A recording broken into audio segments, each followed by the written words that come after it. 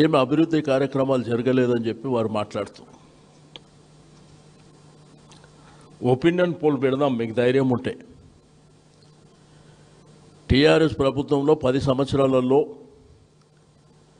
స్వాతంత్రం వచ్చినప్పటి నుంచి జరిగినటువంటి డెవలప్మెంట్ కార్యక్రమాలు జరిగినాయని నేను ఘంటాపదంగా చెప్తున్నా.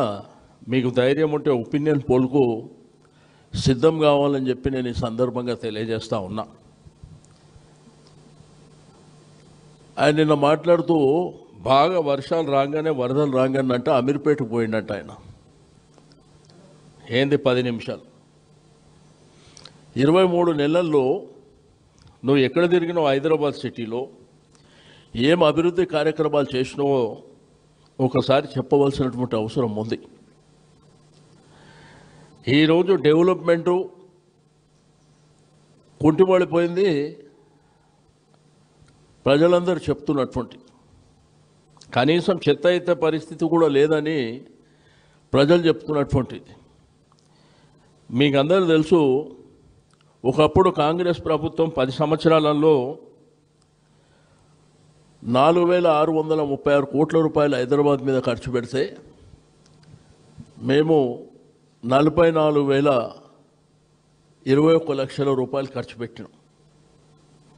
అనేకమైనటువంటి కార్యక్రమాలు మీరు ఒకసారి ఆలోచన చేస్తే సురక్షిత మంచినీటి గురించి కానీ, నిరంతరం విద్యుత్ అంటే కరెంటు పోతే కేసీఆర్ గారి ప్రభుత్వంలో కరెంటు పోతే వార్త ఒక్క నిమిషం పోయినా అదొక న్యూస్ కింద ఉండేటువంటి పరిస్థితి. దాంతోపాటు 111 ప్రాంతాల్లో 1,00,000 డబుల్ బెడ్రూమ్ ఇల్లు మేము కట్టించినాం. ఒక్క ఇంద్రమ్మ ఇల్లు మీరు కట్టిర్రా మీ గుండె మీద చేసుకొని చెప్పాలని చెప్పి నేను ఈ సందర్భంగా తెలియజేస్తూ ఉన్నాను. మరి ఇదే కాకుండా 100% సివరేజ్ ట్రీట్మెంట్ ప్లాంట్స్ 100% ఎప్పుడు చరిత్ర జరిగిన విధంగా టీఆర్ఎస్ ప్రభుత్వం మరి ఆ కార్యక్రమాలని చేపట్టడమే కాకుండా అవి ఇంకా ఆన్గోయింగ్ ఉంటే ఈయన పోయి ఇనాగ్రేషన్లు చేస్తాడు ముఖ్యమంత్రి రేవంత్ రెడ్డి గారు. అప్పటి కార్యక్రమాలే. అదేవిధంగా మీకు ఫ్లైఓవర్లు కానివ్వండి, మీకు తీసుకుంటే లింక్ రోడ్లు కానివ్వండి.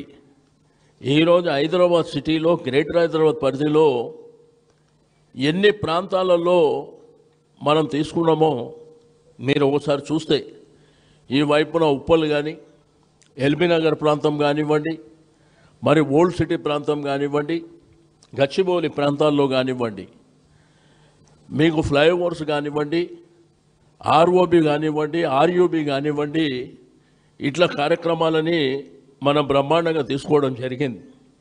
మరి అదేవిధంగా స్టీల్ బ్రిడ్జ్ కానివ్వండి. దీంతోపాటు హైదరాబాద్ హరితవనంలో నంబర్ 1 స్థానంలో ఉండాలని ఎంతో కష్టపడి ఆ కార్యక్రమాలను చేపట్టడం జరిగింది. స్వచ్ఛ హైదరాబాద్ పేరు మీద మరి అనేకమైనటువంటి కార్యక్రమాలను హైదరాబాద్ సిటీలో కరోనా వైరస్ మొత్తం దేశమంతా ప్రపంచమంతా కరోనాలో ఉంటే ఆ కరోనాలో హాలిడే డిక్లేర్ చేసి హైదరాబాద్ రోడ్లన్నీ వేసినటువంటిది మీరు కూడా కళ్ళారా చూసినటువంటిది. నిన్న ముఖ్యమంత్రి గారు ఏమంటారంటే కేటీఆర్ గారంట హైదరాబాద్ సిటీలో ఎప్పుడు తిరగలేదంట. మరి నా హైదరాబాద్లో ఉండడో లేకపోతే వేరే దేశంలో ఉండో ఆయనే చెప్పాలి.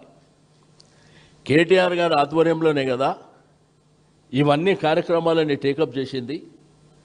బస్ బేలు కానివ్వండి, పార్కులు కానివ్వండి, మరి అదేవిధంగా మనకు కమ్యూనిటీ హాల్స్ కానివ్వండి, కళ్యాణ మండపాలు కానివ్వండి, బస్తీ దవాఖానాలు కానివ్వండి, ఇవన్నీ మన కళ్ళ ముంగట ఉన్నటువంటి ఇవన్నీ కార్యక్రమాలని ఆ రోజు బీఆర్ఎస్ ప్రభుత్వ హయాంలోనే చేపట్టినటువంటి విషయాన్ని మీరు మర్చిపోయి నిన్న మాట్లాడుతూ వాళ్ళిద్దరినంట స్తంభాన్ని కట్టేయాలనంట. మరి 2,500 రూపాయలు మహిళలకు ఇస్తా అన్నటువంటి మిమ్మల్ని, 2,000 పెన్షన్ 4,000 ఇస్తా అన్నటువంటి మిమ్మల్ని, కళ్యాణ లక్ష్మికి షాదీ ముబారక్కు ₹1,00,000తో పాటు తులం బంగారం ఇస్తాన్న మిమ్మల్ని ఎక్కడ కట్టేయాలనో మరి మీరే చెప్పవలసినటువంటి అవసరం ఉంది.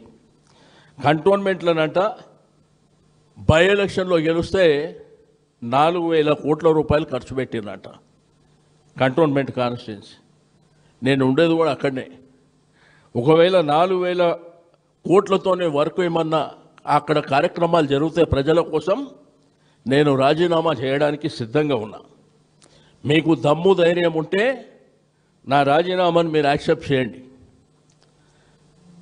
కంటోన్మెంట్ల ఆ ప్రాంతంలోనే నేను ఉంటా.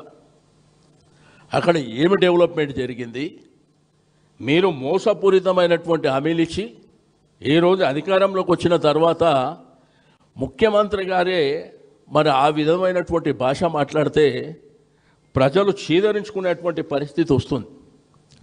అజారుద్దీన్ గారిని మంత్రి పదవి నిన్న ప్రమాణ స్వీకారం చేశారు. మా బీఆర్ఎస్ పార్టీ డిమాండ్ 23 మాసాల నుంచి మైనారిటీలకు మంత్రి పదవి లేదు ఇవ్వాలని చెప్పే కదా మా డిమాండ్. ఆయనకి ఇస్తానంట, మాకు అసూయనంట. ఆయన భారత క్రికెటర్ అంట, ఆయన వస్తే మాకు అసూయ వస్తుందంట. మా డిమాండ్తోనే కదా మీరు ఇచ్చింది. రెండోది, నీకు అంత వాళ్ళ మీద ఈ జుబ్లీహిల్స్ ఓడిపోతున్నాం అనేటువంటి భయం లేకపోతే